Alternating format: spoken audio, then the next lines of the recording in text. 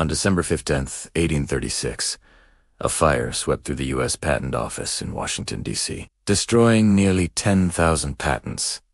All the drawings, all the models, a decade of American genius, gone in a single night. This event created a black hole in our history.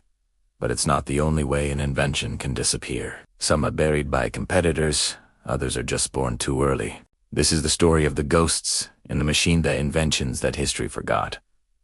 Think of the first cars. You're probably picturing a noisy, gas-guzzling Ford Model T.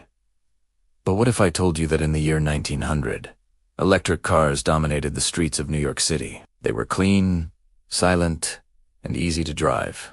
In fact, electric and steam-powered cars made up nearly 80% of all automobiles. So, what happened? It was a perfect storm. Massive oil discoveries in Texas made gasoline dirt cheap.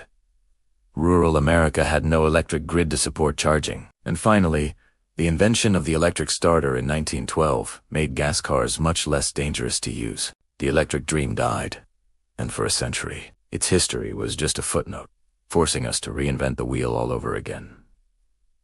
This pattern repeats itself. In the late 1800s, California farmers used massive, steam-powered combines that could harvest and process wheat in a single automation decades ahead of its time. But an economic crash made these giants too expensive to maintain, so farmers went back to simpler tools. An entire leap in agricultural tech was simply abandoned. But perhaps the most shocking forgotten invention is the first electronic digital computer. Most of us learn about the ENIAC, built in 1946.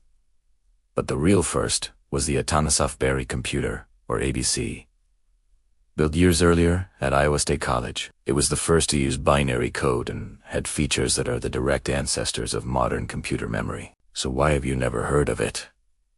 The university didn't patent it, and World War II called its inventor, John Atanasoff, away to other duties. The machine was dismantled and its parts thrown away. Later, the inventors of ENIAC, who had visited Atanasoff and seen his work, took all the credit. It took a court case in 1973 to legally declare Atanasoff the true pioneer. These stories aren't just trivia. They show us that progress isn't a straight line. By rediscovering these lost innovations, we learn that our green revolution isn't new, and that the digital age was built by forgotten heroes. History is like a map with folded corners. By unfolding them, we might just find the path to a better future.